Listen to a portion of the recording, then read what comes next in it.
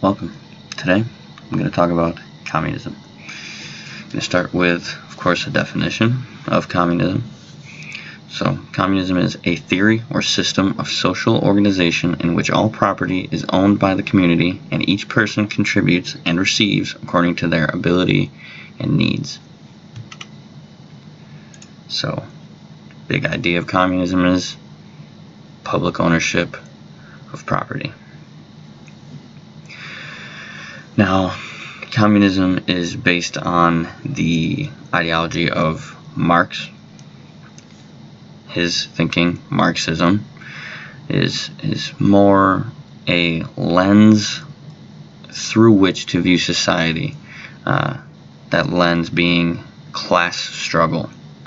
So it frames its opponent ideology, capitalism, as a tool in which the middle class or the wealthy or the people that own the majority of the wealth, it's a tool for them to keep down the working class. Okay, so class conflict will always rise due to the two classes being unequal. And the only way to have a fair society is to eliminate private property. So this idea gained a lot of traction during the Industrial Revolution due to the means of production changing hands from craftsmen, which is the vast majority of the working class, to factory owners and the like.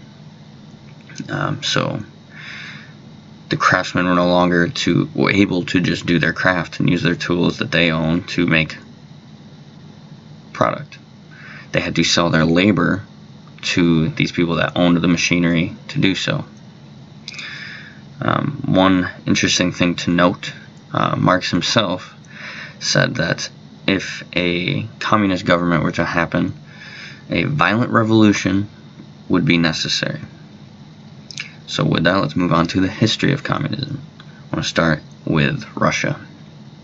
So in Russia, there was a civil war between the two parties at the time, one being the Communist Party, and when they took power, upon winning the civil war, they went about killing off all of their political opponents. Now this included their families.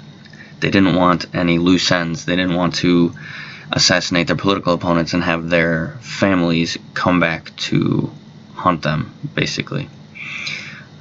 This included children. The children were killed or sent to be imprisoned in the gulags in Siberia.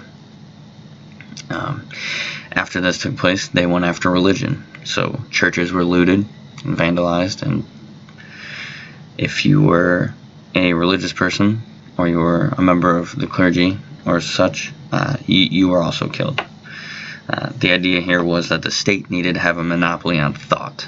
They needed to enforce the fact that communism was to be the religion. That was to be the way of thinking. And religion stood in the way of that. After all this, there were widespread food shortages, of course, collectivization of agriculture, and rapid industrialization led to not enough food to go around, so a lot of people died because of famines.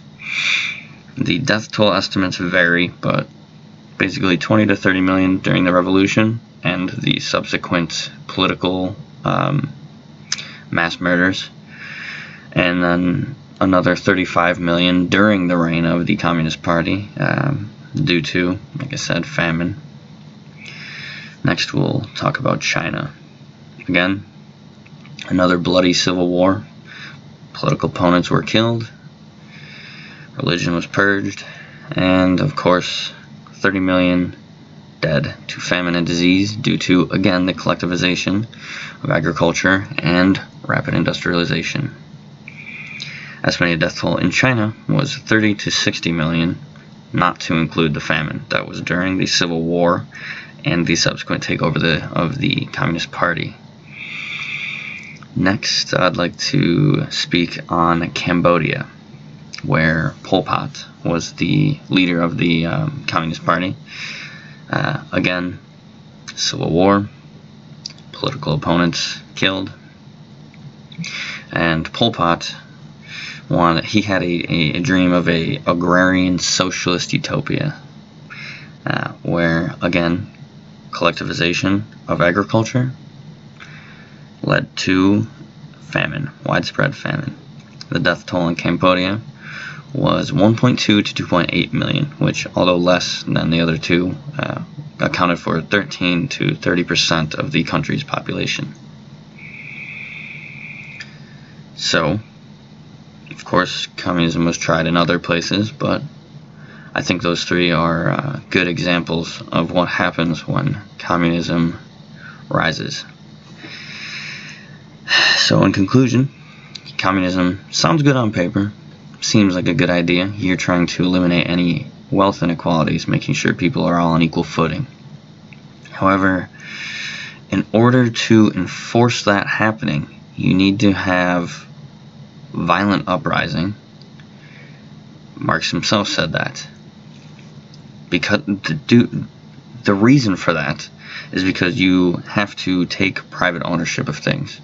And most people are not going to just freely give up what they own that they worked for.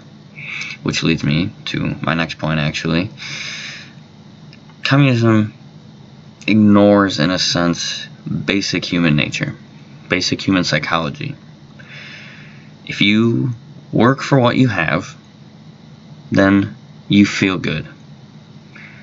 If you are forced to then share your earnings with someone who did not work for it, you're not going to want to work for something that you don't even get to have. Vice versa, if you don't work for what you have, you're not going to feel fulfilled. And what is the purpose of society and civilization if not to make the individual feel fulfilled? Right?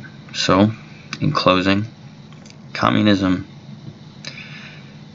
is not going to work. It ignores the fact that people are people. It is an idyllic way to think. It always leads to death. It has not led to anything good every time that it is tried. Even if the group initially going for power is great,